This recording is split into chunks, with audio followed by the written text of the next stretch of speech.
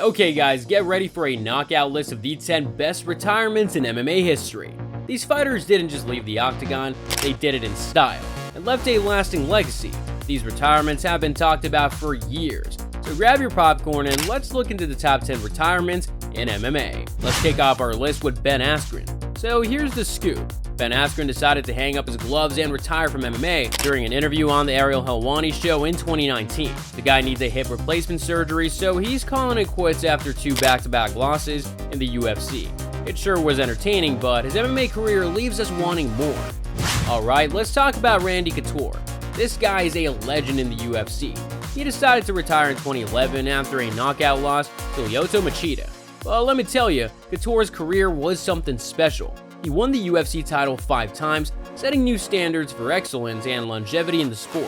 When he stepped into the octagon with Machida at UFC 129 in 2011 at the Rogers Center in Toronto, it was a historic moment. The event had the largest attendance and live gate in UFC history at that time. Randy Couture truly left his mark on the sport, and that fight against Machida was the perfect way to end his career.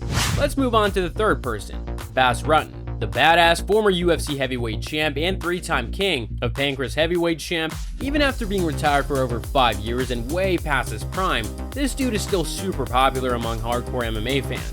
Bas Rutten won a controversial decision over Randleman to become the UFC heavyweight champion, but unfortunately this was his last fight until one comeback fight 7 years later.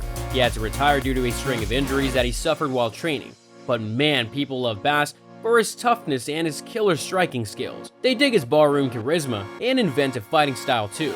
Let's not forget about all the other fighters he's taken down, like Frank Shamrock, Guy Mezger, Masakatsu Funaki, and Kazuo Takahashi. Mad respect. Number 4. Henry Cejudo jumped into the UFC scene back in 2014, taking on Dustin Kimura in the bantamweight division. But here's where things get wild. Triple C decided to drop a bombshell and retire after defending his bantamweight title against Dominic Cruz at UFC 249.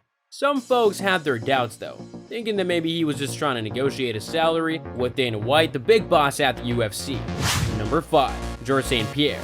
So basically George St Pierre is a total badass in the world of UFC. He's been a champ not just once, but 3 times as a welterweight champ, and even snagged the middleweight title too.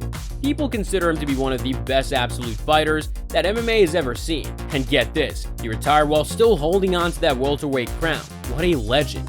Number 6. Pat Miletic. This guy was a total trailblazer in the world of fighting, way ahead of his time. He was all about mixing different styles and bringing fighters together to train. He even started a super camp for that purpose. And get this, he was the first welterweight champion in the UFC. After retirement, he went on to do some awesome commentary on Strikeforce broadcast and was killing it. This guy knows his stuff.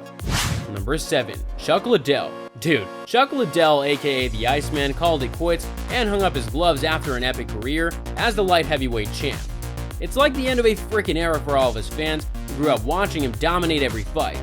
Yeah, we know he had to retire for his own sake, but damn, in his prime, this guy was a total wrecking machine. He was exactly what the UFC needed at the perfect moment, and he brought in a massive army of loyal fans. Respect. Number 8. Rickson Gracie. Okay, let's dive into Rickson Gracie. The reason why Rickson is ranked above his more famous half-brother is quite simple.